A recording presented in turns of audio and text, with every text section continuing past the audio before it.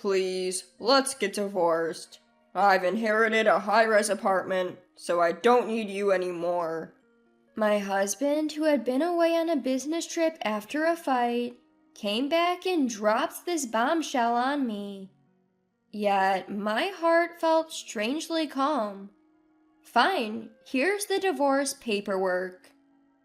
I handed him the divorce papers, already filled out on my end.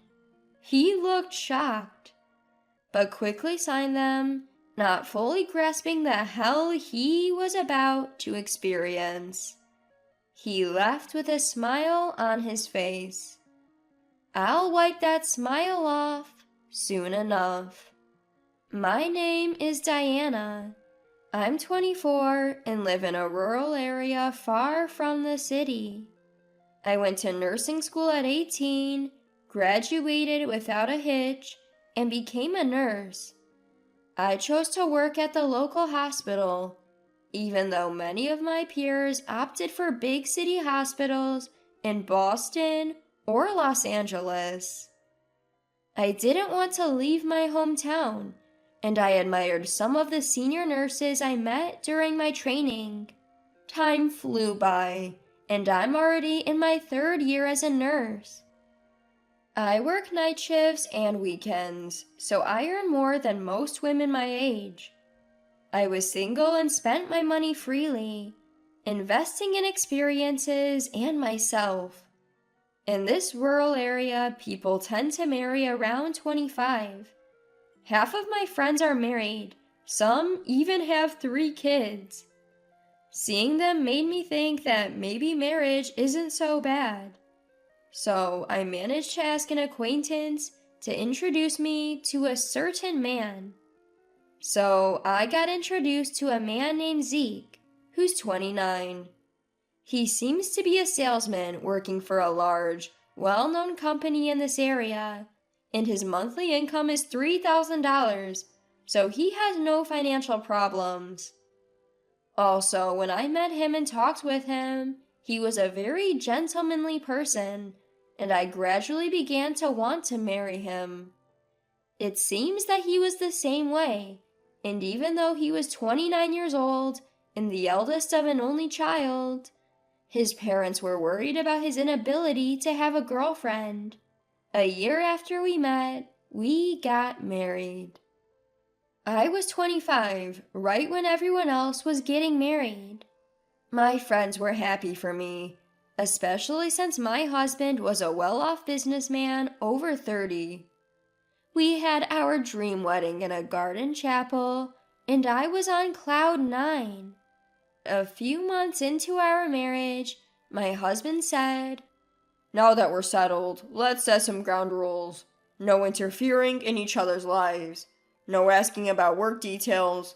And I want separate rooms. He said. When I first heard my husband say he needed his own space, I was surprised. But then I remembered he'd been saying things like that even before we got married. I like having my alone time too, so I agreed with him on some level. If it made both of us happy, why not?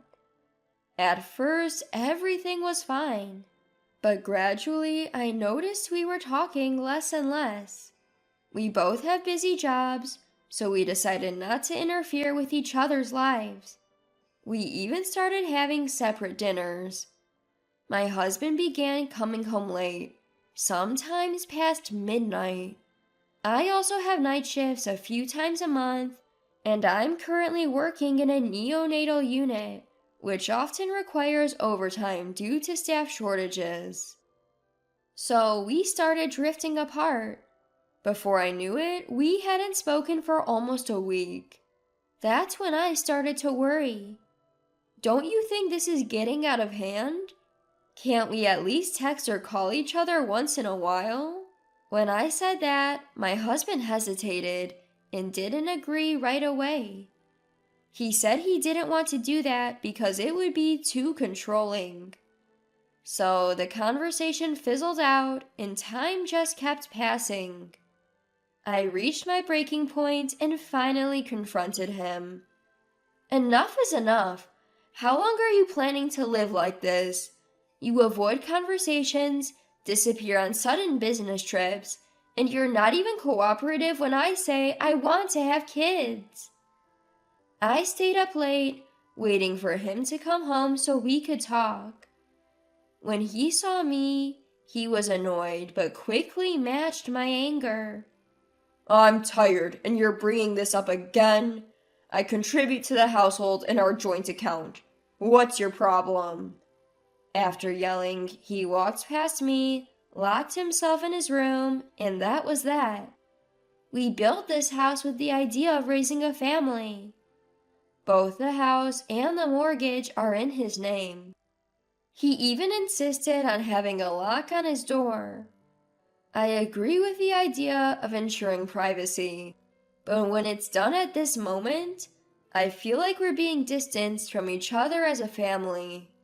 I sighed deeply, unable to comprehend his childish behavior. The next day, he didn't come home. In the morning, I found a short text. Got called away on sudden business. Won't be back for a while. I sighed again, too drained to reply, and started my day. After a year of marriage, I realized my husband is emotionally abusive. He yells whenever things don't go his way and belittles me.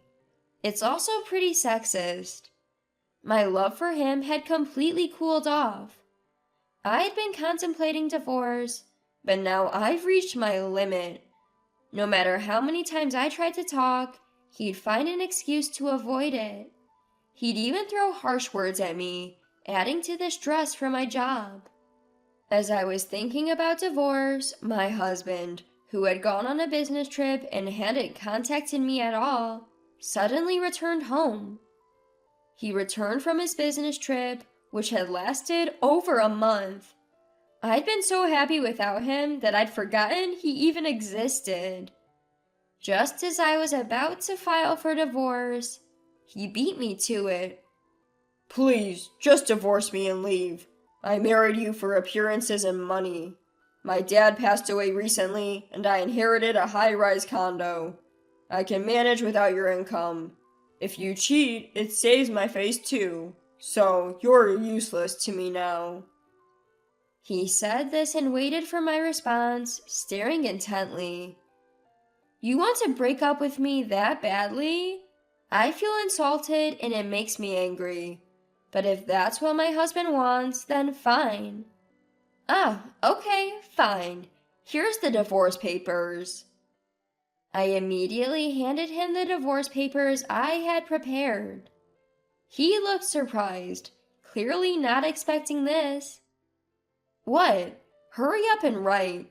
I've already filled out my part and signed it. I pushed the papers toward him, and he chuckled and signed without hesitation. After checking for any errors, I grabbed my pre-packed suitcase and said, All right, I'm leaving now, just like you wanted, and opened the front door. Suddenly, he panicked. Wait, when did you prepare all this? Are you really leaving right now? What about the house? I pointed to some documents on the table. Those were papers detailing how to change the utilities into my name and how we would handle things post-divorce. Let's discuss future matters through the lawyer whose business card is there.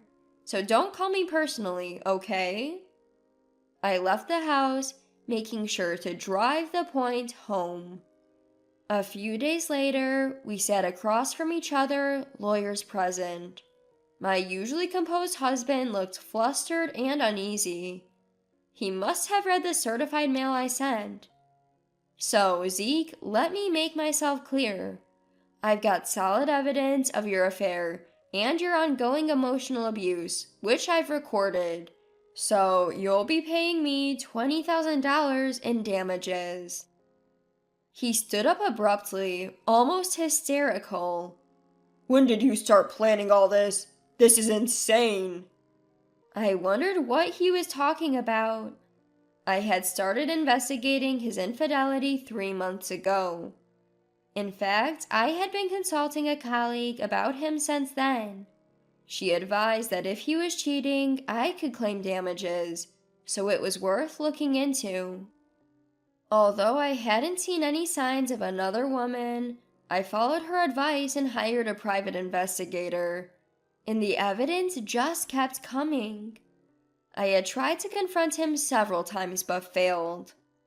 The only time I could finally confront him was that night, but I had known about his infidelity for a while. I even hired the investigator again when his business trips conveniently increased. Turns out he was using the trips as an excuse to stay with his mistress, even pretending she was his wife at his stepfather's family funeral. So I knew exactly what he was doing while he was away on business. I also knew his stepfather had passed away, but since I wasn't invited and barely knew the man, I didn't attend. During this time, I learned from the investigator that my husband was planning to inherit and sell a high-rise apartment with his mistress. So I packed my bags right away. Certainly, my husband will bring up divorce. That's what I thought as I prepared the divorce papers and packed my suitcase. Surprisingly, I was spot on, and it was hard to hold back my laughter. His face turned pale the moment he heard it. Well, it makes sense. He had no secrets from me. So, you see, I knew all along. Will you be okay with that? Let's just settle on alimony for now, and then sell the house and car to divide the assets. Before I could finish, my husband interrupts. No way! I was planning to live in that house with her after kicking you out. And without my car, my job will be affected. So no, it's not happening. I was stunned but not surprised. My lawyer nodded and handed over the next document. My husband looked puzzled, so I explained. Those are marital assets we bought together. If you don't want to let them go for personal reasons, we'll calculate the selling price and I'll take half from our joint account. You're a salesman at a big corporation, and you can't understand a simple document? His face turned red with shame. He had no choice but to reluctantly agree and sign. In the end, he kept the house and car, but most of the cash went to me as alimony and asset division. He was left with just a few tens of dollars. We filed the divorce papers and became strangers. I was enjoying a peaceful life for a while, until a few months later, my ex-husband called. I ignored him at first, but he was so persistent that I finally picked up to give him a piece of my mind. Before I could say anything, he pleaded. Please, Diana, just lend me $1,000. Even though it's been a while, he's asking for money. I was about to hang up when he hurriedly continued. Actually, there are some issues with the high-rise condo, and I'm in trouble. Reluctantly, I listened, and he began to speak slowly. Apparently, the high-rise condo he inherited from his father-in-law was appraised for much less than he expected. The difference wasn't small, it was significant enough to be a problem. And it didn't stop there. The tax office got suspicious because he sold the high-rise condo immediately after inheriting it. They thought he might have bought it just to reduce inheritance taxes. I remember seeing news about how the wealthy are using high-rise condos for tax evasion, and the government is cracking down. My ex-husband, who probably never paid attention to such news, must have foolishly sold it right away to make a quick buck. As a result, the court determined he had to pay additional inheritance taxes. On top of that, his mistress Elisa found out about me and left him saying, "I didn't know you were married, you liar." She left just as he was planning to marry her after divorcing me. I couldn't help but laugh.